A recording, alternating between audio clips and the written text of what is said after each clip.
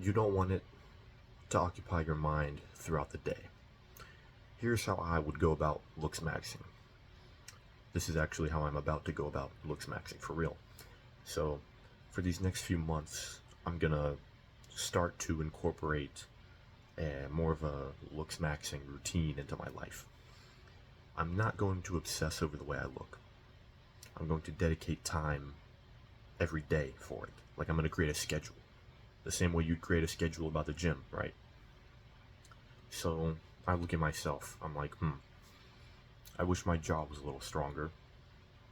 My cheeks were a little tighter. Like, I kind of have fat cheeks. Something I've noticed. That's a good place to start for me. Now, obviously, there's a physical side, like going to the gym. I've cut my time in the gym, more focused on maintenance right now, and long distance, like more of a stamina athlete right now, like running miles, and started boxing, so more endurance focused. But for the face, that's about it. Now, what I'm not going to do is like obsess about it for months and like keep watching YouTube videos and be like, oh, this guy's attractive, how did he do it? I'm not attractive, I don't look that good. Like, it starts to fuck with your mental health, right? We're very susceptible to our mental health being fucked with.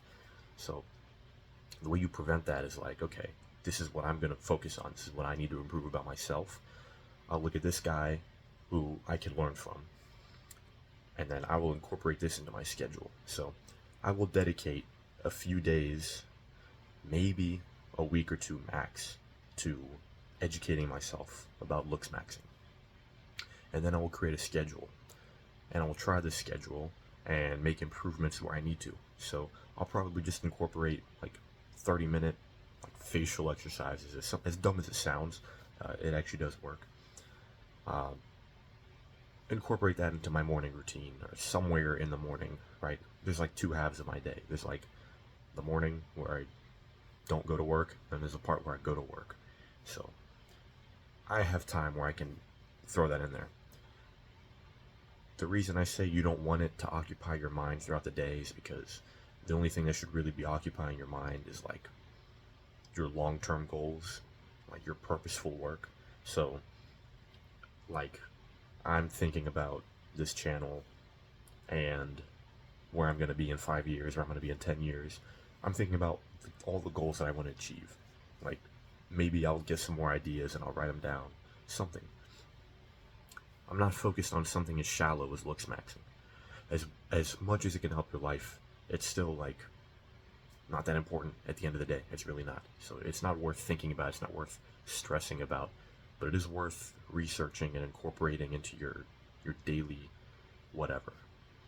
It's about it, really. There's don't fall victim to people trying to grab your attention. Like, if you go look up Looksmaxxing right now on YouTube, which is what I did like 20 minutes ago, I was like, I'm gonna start Looksmaxxing again.